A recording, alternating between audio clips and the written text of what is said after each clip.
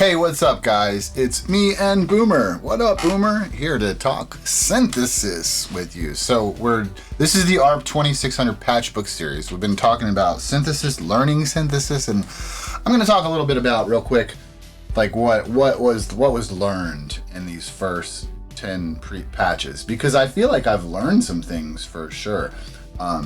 So we can talk about that. I'll show you the actual materials that I've been working with here that came with my old ARPs. They're both from 1971. So yeah, and good to point out, like, these were used for teaching. These were from, I think these came from schools. They were given to me by my friend who is a teacher and was my teacher when I was in high school. And this ARP 1971, and it's a gray P, and that one out there in the main room of the studio is also the same exact year and model. And so in the patch book, we're going back and forth and doing the patches on like both to see how they sound and kind of if they're working, to be honest. But what we've got is those two ARPs, the patch book itself, the original manual. Let me show you. Like, this thing's pretty cool too. We've got the original manual that came with the ARP, which it even has cool art because that's just how they rolled back then, right? This little synthesis thing. That's an interesting word to try and say in it. But using the owner's manual, that was key in like getting the keyboard dialed in, because the pitches of the keys were off. The higher you go up the keyboard, the flatter it would get. It turns out it's voltage, and there's a little thing here that you can mess with. Hey, Boomer, maybe don't go back there, buddy. Get out of there. Yeah, don't go back there, buddy. But there's the thing that you gotta have, like a wrench and a screwdriver right here. Your fixed tuning calibration, which in the manual it says, this is calibrated from the factory. Do not touch this, right? And then we've also got this learning music with synthesizers from Friend and Others, right? There you go. That's a good idea. Lay down, Mr. Clicky Feet. This is published 1974 in Hal Leonard Publishing Corporation, right? So straight up textbook, went to schools. This one came from my high school. Authored by Friend and Others. The others are Alan R. Perlman, Mr. ARP himself, and Thomas D. Piggott? Pidgeot? I don't know how to say his name. But so I've read like half this book. This is like theory, the operation and applications, with lots of applications, like lots of patches and stuff, as you can see there, for this ARP Odyssey that's sitting just slightly out of view for you right here. This is a 74, 75-ish ARP Odyssey. And so that's going to be coming along on our learning synthesis journey too. So let's talk about, of course, like, what did we learn? So I've in the first 10 patches, I think the big takeaway for me has been the modularity. I think might be a good word, you know, the modularness of this setup of the ARP 2600. The way that you can do anything with anything. For example, you can take an output of something. There's like 70 something, you know, like little jacks on this synthesizer, and like half of them are in and half of them are output, right? So we can take an output of a thing and stick it directly into the reverb, like post everything, and end up with like a reverb send effect, which is pretty cool. I've learned how to, you know, keep from, and that's just, I'm like, stop. Why is the sound just going all the time? Well, it's because we have filters and we have voltage controlled amplifier, and things have to be working together, and sounds need to be gated, right? And so there's a bit to learn there. That was cool. Of course, I've learned now, and I don't know that it was it wasn't through that. I think it was just coincides in time with me looking stuff up and wondering what works. But sample and hold. I learned that sample and hold is normal to oscillators 1 and 2, and you have to have it. It comes from the noise generator is what it's sampling, or something like that. So like those have to be up, and the sample and hold amount like has to be up. And if those things are good and you raise your little sample and hold faders, like you're gonna get some cool stuff. So that's the effect where it takes a thing and samples it and then just spits it back at you. Random times, pitches, everything. It's insane. So there's those things. I'm like, what else have I kind of learned? Just I think that kind of encapsulated the way that you can use anything for anything. Oscillator 2 is like this workhorse because it has other waveforms more than the other two. So that's become like my low oscillator kind of. Generally, I think if you have like 3 oscillators, I've been thinking like you got like a low one, a higher one, and a higher one. And it's like with this, it's not really the middle one. It's like the low one that you're kind of doing all the weird low stuff with. And it's running low frequencies better for me on this unit. Honestly, I might be getting close to switching this unit out of this main spot with the other unit, because the other unit might be doing better. Which is funny because I didn't think so at first. But anyways, we've learned that about the sample and hold, and we can press this button to manually start learn that. I don't know what that's for, but anyways. So that's kind of like the stuff. Now the ARP 2600, it just has a different sound and tone than, which I really like. You turn the portamento on, get it a little bit, you know.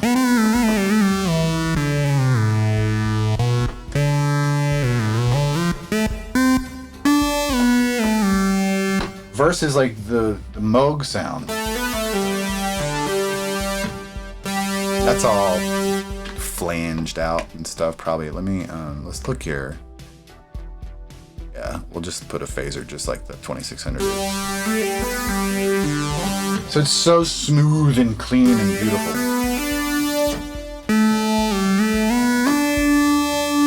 And this one is like 2, but in a different way. And of course, we can play with waveforms. I learned that too, like this pulse width.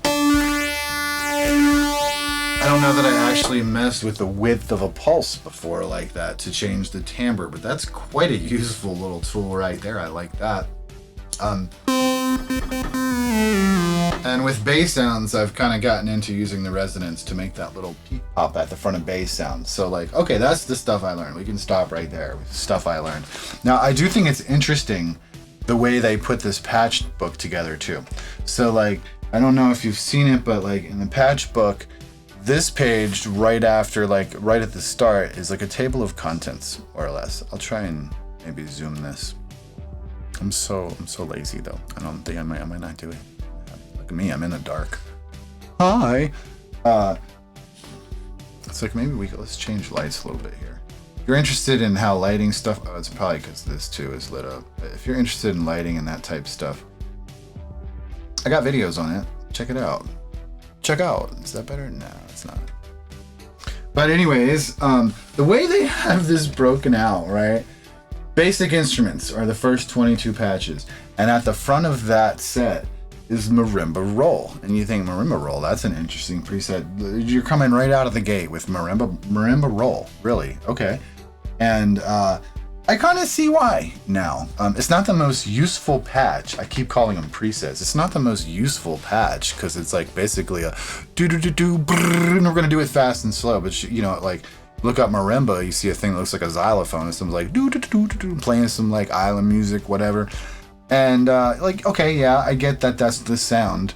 But you can't really change the pitch of it with the keys on this sound. So it's not the most useful sound, but it shows us what was in these guys' minds, which is that, hey, we can easily like recreate a sound and whatever, but look what we can also do. We can also and do all this rhythmic stuff, that's far more than just sounds, because what I've been reading in these books, like there's no secrets about what these guys were doing.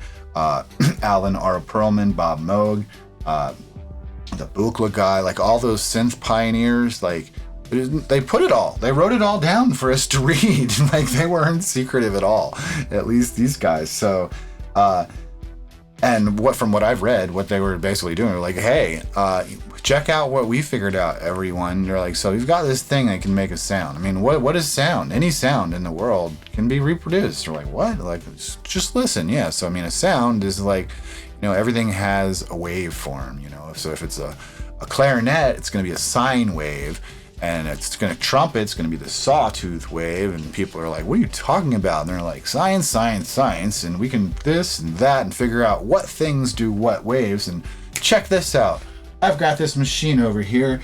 And when we go flip, flip, flip, it's a French horn. Bong. It's a trumpet. Bong. It's a violin. Woo. It's got all this. And they're like, well, that's cool. So you can make the sound. But, generally a sound's got a controller, something to do something to the breath or like a vibrato, no problem. We got this thing, it's called an oscillator, man. I can use oscillator 1 and throw it to oscillator 2. There's your vibrato, bro. Keep coming at me. What else you got? You're like, okay, well, I mean, the sound has to get into the world somehow. It has to start, it has to finish. You're like, bro, got you covered. Envelope generator A, D, S, and R. We can do the attack, the decay, the sustain, and the release. Bro, we got you. It's all set. And then they're like, hey, we can make any sound. And I love, you could say, the audacity of these men to think they could make any sound, but they kind of can. I mean, they weren't far from wrong. We know from reality and in practice, they're not exact one-to-ones. Waveforms can get pretty complex and pretty harmonically rich in ways that are very hard to fake. But that's what they were up to. They had these cool electronic inventions, and they're like, hey, musicians, come and like play instruments. And that, my friends, it's what they are. These things are instruments. I just saw Anthony Marinelli, a little clip on his Instagram. Follow this guy if you don't. He's fantastic and very knows synth so well and is such an inspiration. He had this little thing. He's like, yo, there's a big difference between software and hardware synths. And he's so right, because I spent years having nothing but a software synths. This one, the Mini Moog. And I tried a few times to learn what I was doing and how to make a sound I had no success whatsoever with the software version. I just stuck to presets for years. The actual physical Mini Moog comes into my studio, and instantly it's on everything, and everything I do, on everything I'm doing for other people in a variety of ways, whether it's a bass sound or a sweepy thing or a clicky, pulsy thing, or that distortion. It's everywhere. I can't stop it. And so it's because it's an instrument.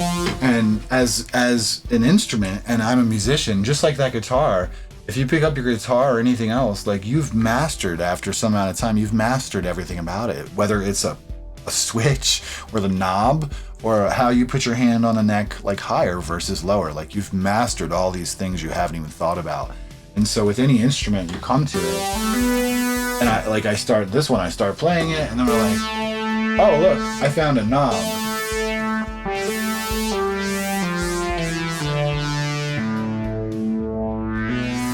And I'm like, whoa, that knob makes things cool. I don't know what that knob is. I don't know what it's called. It's the cool knob. And now I know, always, if I want the shit to sound cool, go to that knob. Now I know that's the cutoff knob for the frequency, cutoff frequency for the filter. And then I know that, filter, the filter is kind of the cool thing about most synths. And one of the big differentiators between the synth models is what filter they had. These guys stole some filters from these guys, and these guys stole some filter designs from those guys. The filters were everything, it seemed like. So, that's kind of, in where we're at. And of course I've learned that though these sound, so much different,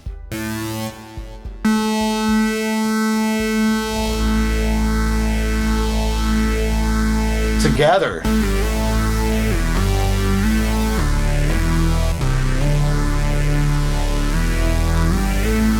dude, that is sick. That is sick. So that's about my wrap up, I think, for the first 10 patches. The next sets, there's only going to be 1, 2, 3, 4, 5, 6 more of these videos, because, or 7, sorry, The first one will finish us through the section 1 of the book, which is the first 22 patches, basic instruments. After that, we're just going to do one video for each section of the patch book. And we're going to start ripping through them fast, too, I'll tell you what, because we can't do this forever, but I'm super excited to get into these. Like, some of these are just, they look fun, you know, these patches. When you read ahead, skip ahead. But anyways, that's the long and short of nothing. Hope you have a great day. Hit the buttons and do subs and subscribes or likes and stuff. I don't know, man. Cheers. Have a good one.